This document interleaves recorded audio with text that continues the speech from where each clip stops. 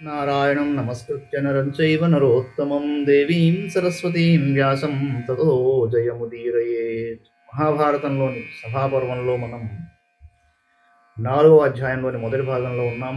మయసభా ప్రవేశం. వైశంపాయనువాచ తాందు కృత్వా సభాం శ్రేష్ఠాం మయశ్చార్జునమబ్రవీత్. వైశంపాయనుడు అన్నాడు, మయాసురుడు శ్రేష్ఠమైన ఆ సభను నిర్మించి అర్జునుడితో ఈ విధంగా అన్నాడు. మయౌవాచ ఏషా సభా సవ్యసాచిన్ ధ్వజో హ్యత్ర భవిష్యతి. సవ్యసాచి, ఇది ఏమీ సభ, ఇక్కడ ఒక జెండా నేను ఉంచుతాను. భూతానాం చ మహావీర్య ధ్వజాగ్రే కింకరో గణః తవ విస్ఫార ఘోషేణ మేఘవన్నినదిష్యతి. దీని యొక్క అగ్రభాగంలో భూతాలలో కింకర గణం నివాసం ఉంటుంది. నీవు ధనుష్టంకారాన్ని చేసినప్పుడే ఆ శబ్దంతో పాటు ఈ భూతగణం మేఘాలతో సమానంగా గర్జన చేస్తుంది. అయం హి సూర్యసంకాశజ్వలనస్య రథోత్తమః ఇమే చ దివిజా శ్వేతాః వీర్యవంతో హయోత్తమాః. ఇది సూర్యునితో సమానమైన తేజస్సుతో ప్రకాశించే అగ్నిదేవుని ఉత్తమ రథం. అంతేకాదు, ఇవి తెల్లని వర్ణంతో ప్రకాశించే బలిష్టమైన దివ్యమైన గుర్రాలు. మాయామయకృతో శేషధ్వజో వానర లక్షణః అసజ్జమానో వృక్షేషు ధూమకేతురివోచ్ఛ్రితః.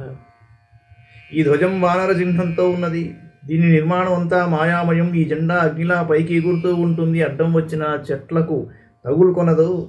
బహువర్ణం హి లక్ష్యేత ధ్వజం వానర లక్షణం ధ్వజోత్కటం హ్యనవమం యుద్ధే ద్రక్ష్యసి విష్ఠితం. ఈ వానర ధ్వజం అనేకమైన రంగులతో కనిపిస్తుంది. ఇది యుద్ధంలో ఎప్పుడూ పైకి ఎగురుతూనే ఉంటుంది, ఎప్పుడూ వంగిపోదు, స్థిరంగా ఉంటుంది.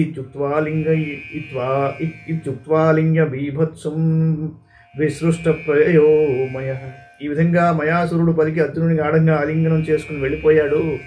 వైశంపాయనువాచ తత ప్రవేశనం తస్యాం చక్రే రాజా యుధిష్ఠిర అయుధం భోజయిత్వా తు బ్రాహ్మణానాం నరాధిపః సాజ్యేన పాయసేనైన మధునా మిశ్రితేన చ కుసరేణాథదీవంత్యా హవిష్యేన చ సర్వశః భక్ష ప్రకారైర్వివిధైః ఫలైశ్చాపి తథా నృపా చోష్టైశ్చ వివిధైరాజన్ పేయైశ్చ బహువిస్తరైః. వైశంపాయనుడు అన్నాడు, మహారాజా, ఆ తరువాత ధర్మరాజు నెయ్యి తేనె కలిపిన పులగాన్ని, పాయసాన్ని, జీవంతి అనే శాకాన్ని అనేక భక్ష్యాలతోనూ ఫలాలతోనూ భక్ష్య భోజ్య చోష్య లేహ్యాది నానావిధ పదార్థాలతోనూ 1000 మంది బ్రాహ్మణులకు అన్నసంతర్పణ చేసి ఆ మహనీయుడు సభాభవనంలోకి ప్రవేశించాడయ్యా.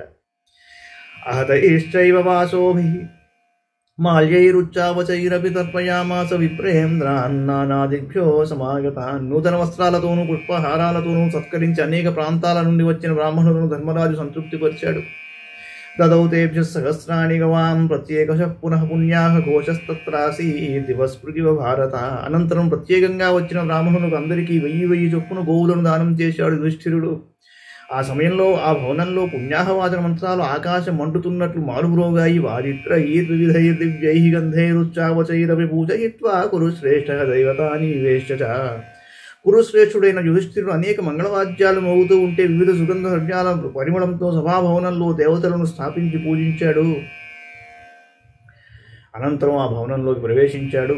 తత్ర మల్లానటా ఝుల్లాహ సూతా వైతాళికాస్తథా ఉపతస్థుర్మహాత్మానం ధర్మపుత్రం యుధిష్ఠిరం. అక్కడ ధర్మనందనుడైన యుధిష్ఠిరుని సేవించడానికి మల్లులు, నటులు, జల్లులు, సూతులు, వైతాళికులు వచ్చారు. తథా స కృత్వా పూజాం తాం భ్రాతృభిః సహ పాండవ తస్యాం సభాయాం రమ్యాయాం రేమే శత్రో యథాదివి. తన సోదరులతో కూడి పూజా కార్యక్రమం చేసి ధర్మనందనుడైన యుధిష్ఠిరుడు స్వర్గంలో ఇంద్రుడిలాగా సుందరమైన సభాభవనంలో విహరించాడు.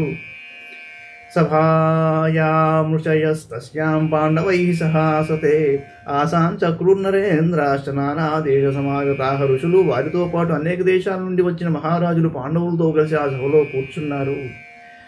అసితో దేవలః సత్విర్మాలీ మహాశిరాః ఆర్యా వసు సుమిత్రశ్చ మైత్రేయశ్శునకో బలిః భగోదాల్యస్థూలశిరాః కృష్ణద్వైపాయనశ్శుకః సుమంతుర్జైమినిః పైలవ్యాచ శిష్యాస్తథా వయం తిత్తిరిర్యాజ్ఞవల్క్యశ్చ ససుతో లోమహర్షణః అప్సుహోమ్యశ్చ ధౌమ్యశ్చ అణిమాండవ్యకౌశికౌ దామోష్ణీశస్త్రైః బలిశ్చ పన్నాదో ఘటజానుకః మౌజాయనో వాయుభక్షస్పారాశర్యశ్చ సారికః బలివాకः సినివాకः సత్యపాలకృతశ్రమः జాతూ కర్ణశిఖావాంశ ఆలంబః పరిజాతకః పర్వతశ్చ మహాభాగం మార్కండేయో మహాముని పవిత్రపాణి సావర్ణ భాలుకిర్గాలవస్తథా జంఘాబంధుశ్చ రైభ్యశ్చ కోపవేగస్తథా భ్రూః హరిబభ్రుశ్చ కౌండిన్యబభ్రుమాలీ సనాతనః కాక్షీవానౌషిజశ్చైవ నాచికేతోऽథ గౌతమः పైంగ్యో వరాహస్తు నగశాండిల్యశ్చ మహాతపాః కుక్కురో వేణుజంగోऽథ కాలావత్కఠ ఏవ చ